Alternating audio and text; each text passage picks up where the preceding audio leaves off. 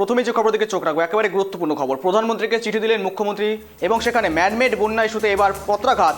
সেখানে ডিবিসির সঙ্গে সম্পর্ক ছিন্ন কি আদতেও? রাজ্যকে না জানিয়ে জল ছাড়ার অভিযোগ ডিবিসির, আর ডিবিসির জল ছাড়ায় একাধিক এলাকা প্লাবিত দক্ষিণের একাধিক জেলায়। এই সমস্ত বিষয় নিয়ে আপডেট এবং আমাদের প্রতিনিধি ইতিমধ্যে কলকাতা থেকে জুড়ে রয়েছে দেবযানী।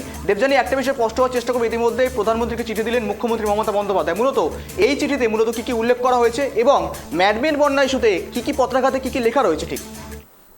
দেখো, গত দুদিন ধরে রাজ্যের বন্যা দুর্গত এলাকা পরিদর্শন করেছেন মুখ্যমন্ত্রী মমতা বন্দ্যোপাধ্যায় এবং যে সমস্ত এলাকা তিনি ঘুরে দেখেছেন সেখানে গিয়ে তার স্পষ্ট অভিযোগ যে এটা ম্যানমেড বন্যা, ইচ্ছাকৃতভাবে বাংলাকে ডোবানো হচ্ছে।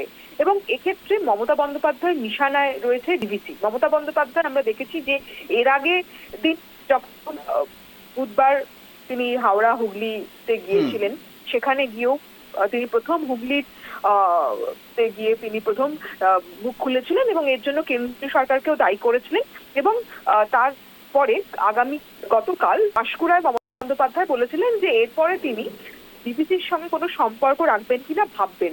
তার কারণ মমতা বন্দ্যোপাধ্যায়ের দাবি যে 2009 সালের পরে রাজ্যের সব থেকে খারাপ বন্যা পরিস্থিতির মুখে পড়েছে এবার রাজ্য। এবং সেটা আজকে মমতা বন্দ্যোপাধ্যায় তিনি প্রধানমন্ত্রীকে যে চিঠিটা দিয়েছেন সেখানেও তিনি এই কথাটা উল্লেখ করেছেন এবং এই গোটা ঘটনার জন্য তিনি ডিবিসিকেই দায়ী করেছেন।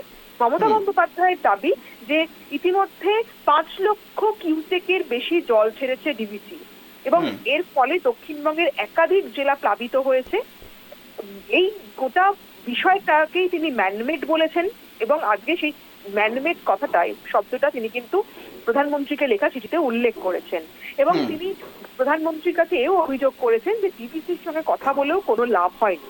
মমতা বন্দ্যোপাধ্যায়ের যেটা বক্তব্য, যেটা খুব স্পষ্ট করে তিনি চিঠিতে লিখেছেন যে ডিবিসির জল ধারণ ক্ষমতা আগের থেকে 36% কমে গেছে। ড্রেজিং না হওয়ার জন্যই এমন ঘটনা ঘটছে।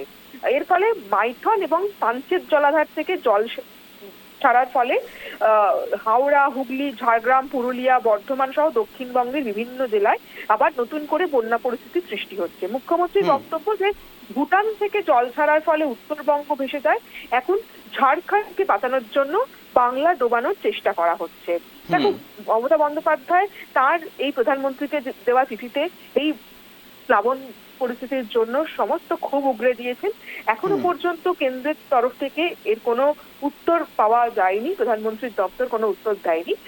মুখ্যমন্ত্রীর দপ্তর কিন্তু এখন প্রধানমন্ত্রীর উত্তরের অপেক্ষাতেই রয়েছে।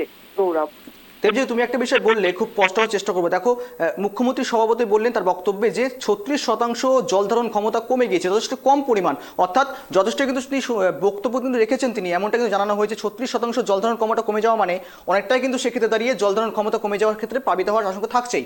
সেক্ষেত্রে দাঁড়িয়ে আদতেও কি যে পুনরায় কি সেই ডিবিসির সঙ্গে যে চুক্তি ছিল সেটা কি বিচ্ছিন্ন করতে চলেছে রাজ্য সরকার? এই বিষয়ে কি রয়েছে এখনো পর্যন্ত আপডেট?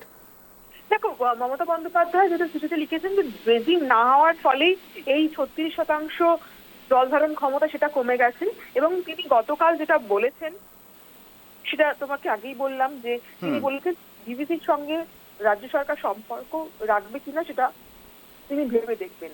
ফলে কি হতে চলেছে ডিবিসি নিয়ে মমতা বন্দ্যোপাধ্যায়ের সরকার কি পদক্ষেপ করতে চলেছে সেটা আগামী কয়েকদিনের মধ্যেই স্পষ্ট হবে বলে ওয়াকিবহাল মহল মনে করছে। একেবারে দেবযানী, সঙ্গে থাকার জন্য ধন্যবাদ তোমাকে। যে খবরের দিকে চোখ থাকছে, ডিবিসির জল ছাড়াই কিন্তু ইতিমধ্যে প্লাবিত দক্ষিণের একাধিক এলাকা, আর ডিবিসির সঙ্গে সম্পর্ক ছিন্ন করার কথা কিন্তু মুখ্যমন্ত্রী মমতা বন্দ্যোপাধ্যায় আগেও বলেছিলেন। এবার প্রধানমন্ত্রীকে ডিবিসির প্রসঙ্গে কিন্তু এবার চিঠি লিখলেন এবং চিঠির তরফ এখনো কিন্তু প্রধানমন্ত্রী বা কেন্দ্রীয় তরফ থেকে কোনো রকম রাজ্যের কাছে কোনো রকম কিন্তু এখনো পর্যন্ত উত্তর আসেনি। উত্তরের অপেক্ষায় রয়েছে রাজ্য সরকার।